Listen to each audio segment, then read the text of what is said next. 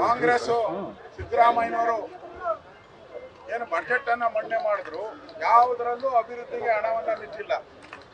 ಎಲ್ಲ ಇಲಾಖೆಯಲ್ಲೂ ಅಭಿವೃದ್ಧಿಗೆ ಇದ್ದಂತ ಹಣವನ್ನ ಕಟ್ ಮಾಡಿ ಹಾಕಿದ್ದಾರೆ.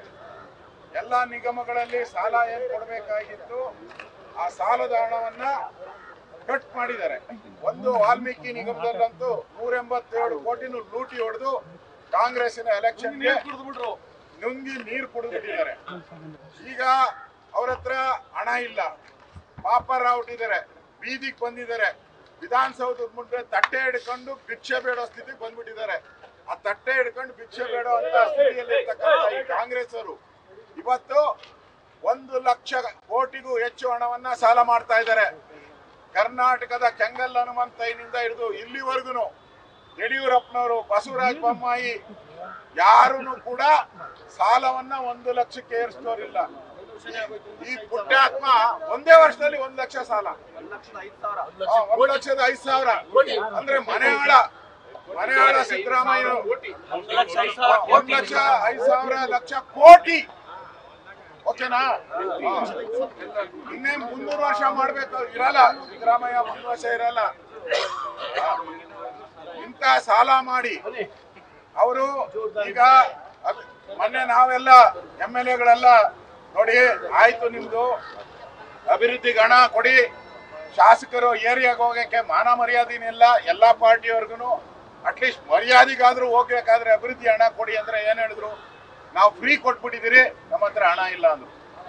ಈಗೇನ್ ಮಾಡ್ತಾ ಇದಾರೆ, 1,05,000 ಕೋಟಿ ತಗೊಂತಾ ಇದಾರೆ. ಈಗ ಲೋನ್ ತಗೊಂಡಿದ್ದಾರೆ. ಅದರಲ್ಲಿ ಅವರು ಯಾಕೆ ತಗೊಂಡಿದ್ದಾರೆ ಅಂದ್ರೆ ಅದರಲ್ಲಿ 60% ಲಂಚ ಹೊಡಿಯಕ್ಕೆ. ಅವ್ರ ಹತ್ರ ದುಡ್ಡಿಲ್ಲ. ಈ ಸಾಲ ಮಾಡಿ ಲಂಚ ಹೊಡಿಯೋದು, ಸಾಲ ಮಾಡಿ ತುಪ್ಪ ತಿನ್ನುವಂತಾರೆ. ಇದು ಕಾಂಗ್ರೆಸ್ ಅವರಂಗಲ್ಲ. ಸಾಲ ಮಾಡಿ ಲಂಚ ಹೊಡಿ, ಸಾಲ ಮಾಡಿ ಲಂಚ ಹೊಡಿ, ಹಿಂದೆ ಸಾಲ ಮಾಡಿ ತುಪ್ಪ ತಿನ್ನಿ ಅಂದ್ರು.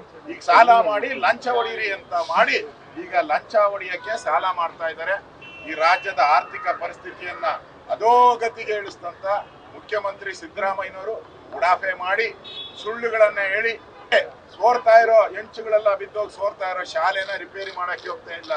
ಇವತ್ತ ರಸ್ತೆಗಳೆಲ್ಲ ಹಳ್ಳ ಬಿದ್ದಿದೆ, ರಿಪೇರಿ ಇಲ್ಲ. ಆಸ್ಪತ್ರೆಗಳಿಗೆ ಔಷಧಿ ಇಲ್ಲ. ಅಂಗನವಾಡಿಗಳೆಲ್ಲ ಮುಚ್ಚೋಗ್ತಾ ಇದೆ. ಅಂಗನವಾಡಿ ಸ್ಟ್ರೈಕ್ಗಳು ಮಾಡ್ತಾ ಇದ್ದಾರೆ.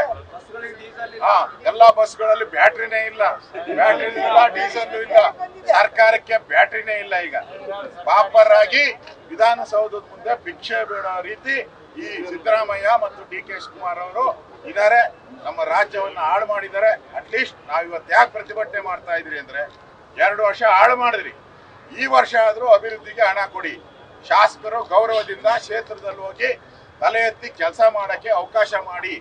ಮನೆಯಾಳ ಕಾಂಗ್ರೆಸ್ ಅವರೇ ಇನ್ನಾದ್ರೂ ಬುದ್ಧಿ ಕಲೀರಿ ಅಂತೇಳಿ ನಾವು ಈ ಹೋರಾಟವನ್ನ ಮಾಡ್ತಾ ಇದ್ದೀವಿ. ನ್ಯೂಸ್ ಫಸ್ಟ್, ನಿರ್ಭೀತಿಯಿಂದ ನಿಮ್ಮ ಪರವಾಗಿ.